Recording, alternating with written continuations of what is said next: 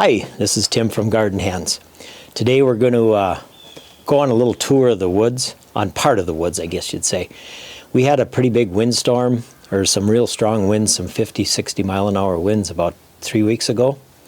And we've got a lot of trees that are leaning in the woods, not a lot of trees, but enough of them. There's one maple right outside the front of the shack here that looks pretty bad that we're going to have to fix.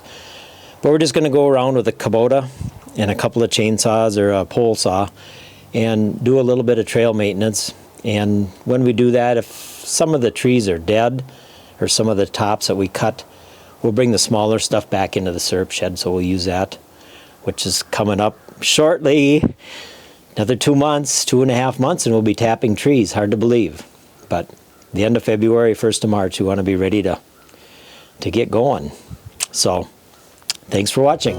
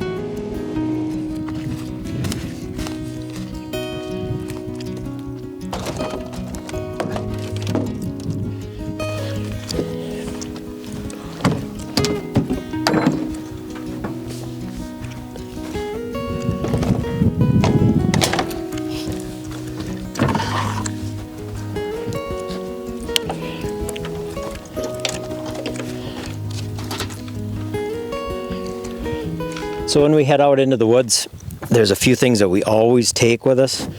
I usually take 2 saws, just in case one gets pinched and you can't get it out, or if one breaks, or one doesn't want to run. Usually they do, but I always take 2. This is just a handheld saw that we use for the small stuff. And this is my trusty saw, 271. I love that saw. I always take a wrench with. I wear a helmet when I'm out in the woods, since this year I do anyway. And I always wear chaps. And I think I have a wrench in the chaps too. These are kind of a must, I guess. I've never gotten cut, but I don't want to get cut either. That's bad. And some oil and gas for the saws. And a jug of water. And then I have a pole saw. We just got that kind of a year or 2 ago. We use that a little bit more. So we have a good trail trimmed above the Kubota, so you're not rubbing on the sides of that. Or if we have to bring a tractor to the woods, then we've got enough clearance you can get a small tractor in there to help pull out a bigger log if something like that would fall. And the Kubota. Let's go out and get some cut.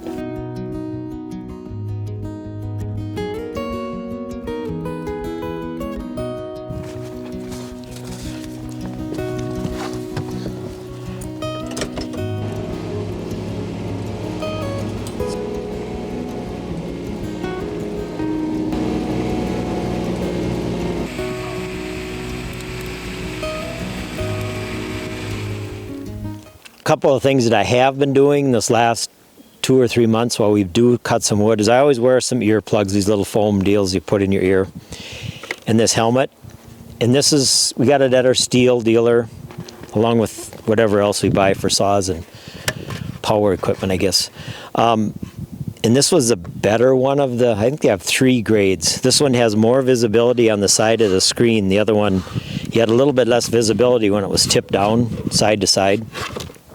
And it's not uncomfortable to wear. I was wearing it 2 days ago when it was 10 degrees out, and it wasn't cold to have this on because you don't wear a hat. I guess you could wear a stocking hat maybe.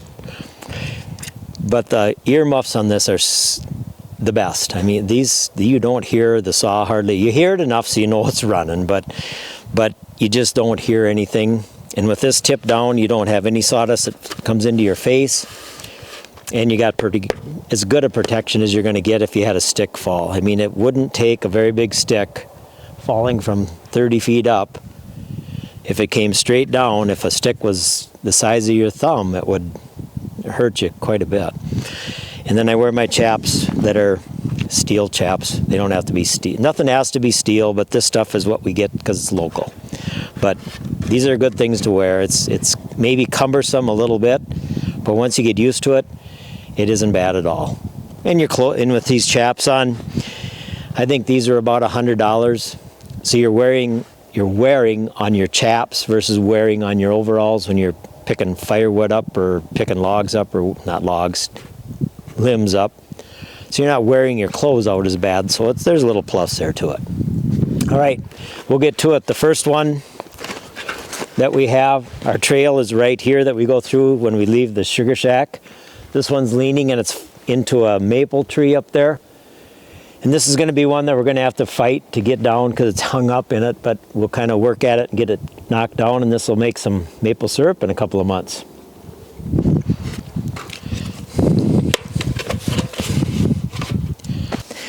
So when we cut this one, we'll probably cut it up about this high. And I'll cut underneath it because it's going to tip down. It's going to tip down in when it comes down, and then we're going to have to make some more cuts up here and have it, hopefully it'll fall down to the ground, then we can tip it down. So that's the plan for now. Sometimes you have to hook a tow strap on and pull it out of the tree if it's stuck in there bad enough.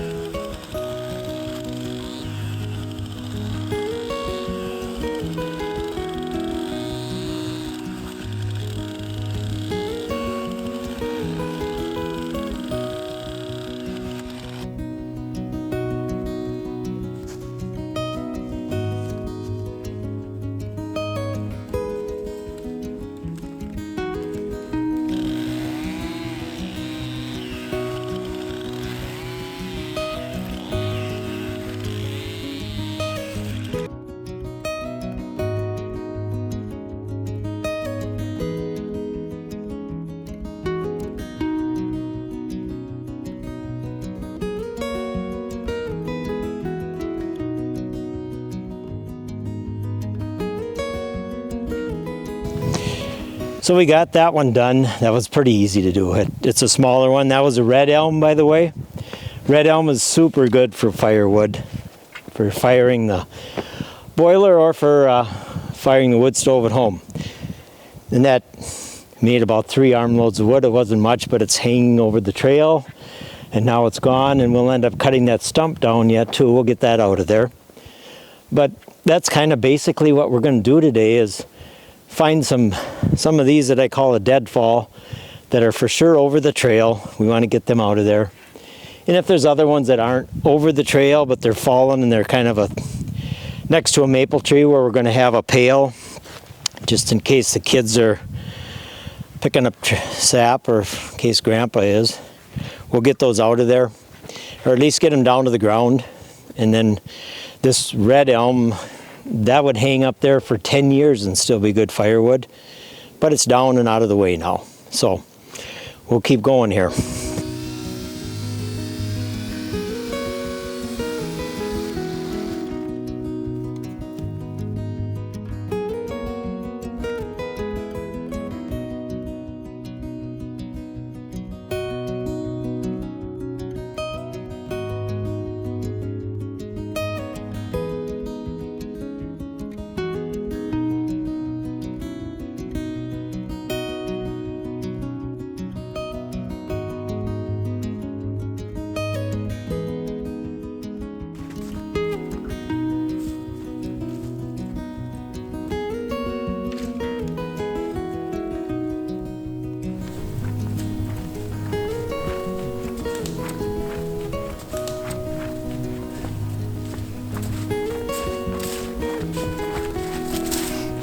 So a couple more things I guess I just thought of when we're doing this is we don't have a huge maple sugar bush.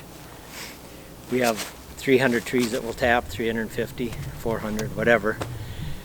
And so this isn't a big deal. It isn't like everybody that's tapping 10,000, they're not going to go out and pick up every little branch along the way. But when the kids are out here, it's easier. If you're carrying a bucket, you're not going to trip on one that kicks up behind you. And the other thing is when we're picking these up, we want to remember when we throw them to the side, don't throw them right in front of a maple tree where you're going to be tapping and picking a pail of sap off it every day. Try and keep the brush away from the trees you're going to be working with. So we'll keep going. So the tree that Lindsay has a camera on now, or a video on now, that's a cherry tree. And you can see in the middle when you get right up close to it, it is hollow in the middle, so it wasn't a healthy tree. Cherry trees are known for breaking off or dying early, I guess. That one will come over with a lull or a lift, and we'll go up and trim it on the top and cut it back as we go. One is a little tougher to get at. We'll get it so there's just a stub 20 feet tall standing there, and then that'll fall down, or we can cut that one down pretty easy.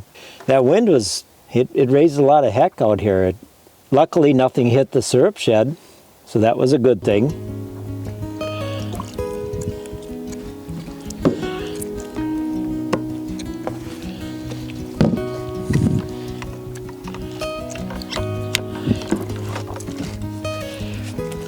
The only thing that I don't care about on a steel, and they still do it, and I guess you get by with it. It isn't life or death, but the cap that they have that's recessed, or that fits in and it's recessed, or the gas tank cap, and you give it a quarter turn about, and it comes out. The oil one, especially, if you drizzle just a little bit of oil on the outside, you've always got shavings or sawdust around this cap. And when I get back to the shop and I service them, this one didn't get serviced this morning because we weren't going to cut that much, but I always take an air nozzle and blow around there, and that cleans them up pretty good. Out in the woods, the only thing I do use sometimes is I have an old broom that was from the shop that broke, and I'll kind of try to get it loosened up out of there and blow around it the best you can. That's the only thing I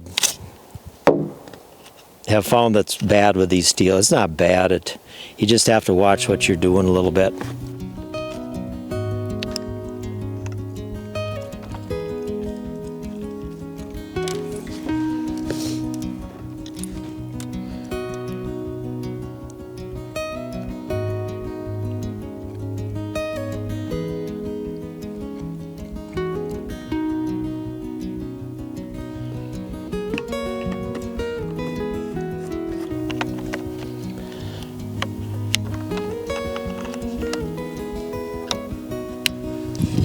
Then we'll tighten the chain up. It isn't bad, I guess. We can run with that. Usually I like to have just a little bit of gap here. Not much more than that, so it doesn't come off, especially when you're cutting sideways. When you're cutting a tree down, the chain would tend to come off easier then versus when you're cutting down for bucking up a section.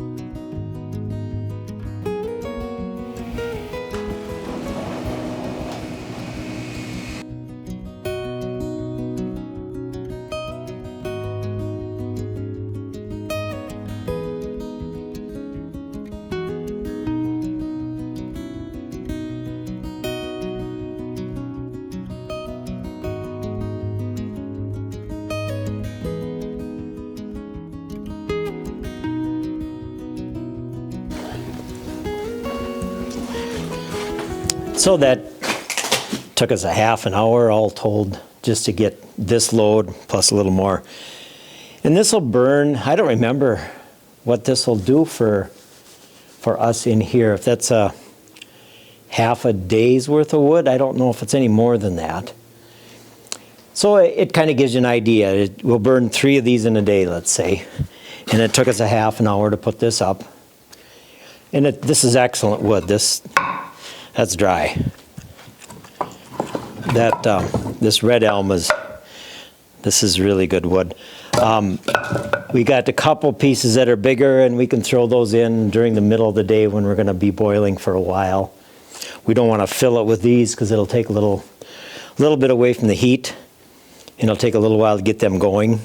You could, but there's plenty of small stuff. And one thing I remember when we were out in the woods is Grandpa always said that his famous saying was, waste not, want not. So we cut all the sticks you could probably see when we were doing it, all the way up to the top, on these red elm especially. And it's excellent wood to start a fire with or to keep it going. So it works good that way.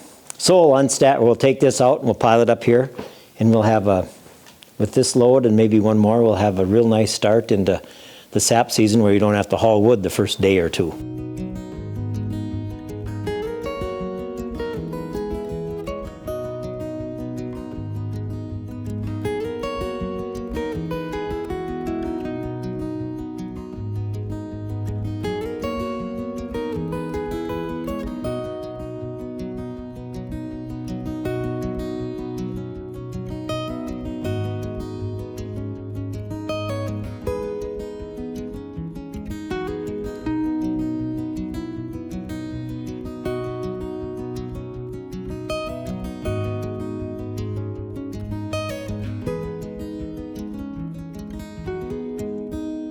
Well, we unloaded that small load of wood out of the Kubota, and like I said, that'll be enough for if we have 3 of those for a day or 4, something like that, it's surprising how fast you can go through it. Anyway, we got that unloaded. We're going to go out and get another load or 2, and maybe that'll go home to the outdoor wood stove.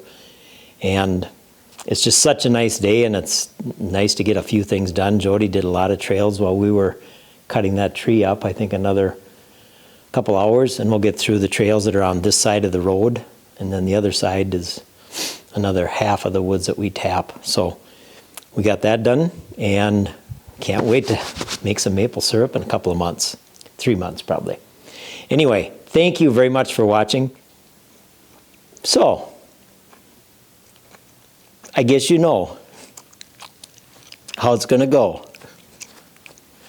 We're out of the snow. This is not gonna go This is not going to go, okay. anywhere.